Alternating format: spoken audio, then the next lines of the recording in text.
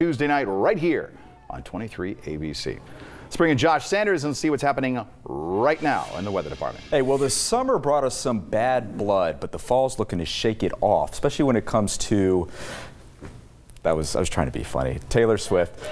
When it comes to this low pressure system, it's going to be making its way inland, but it is weakened over the last 6 hours. So our futurecast brings it in around lunchtime into the afternoon. It's going to bring us some scattered rain and potentially some isolated thunderstorms. Right now around 40% at that. In our central region, mostly we're going to be looking for those thunderstorms as well. But by this time tomorrow, shouldn't be dealing with it that much. It's also going to bring some wind into the valley, so we can see some double digits in the valley floor.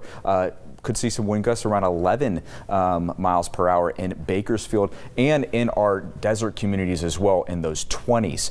Going forward, we can also see some potential rainfall, not going to be as much as what we first expected. The National Weather Service said we could have expected 1/4 of an inch, not going to see anywhere close to that for the first rainfall of the season. Over the next 10 days, we do top out in those upper 70s, but staying below seasonal averages around 85 this time of year, so almost 10-degree difference, but 40% chance today.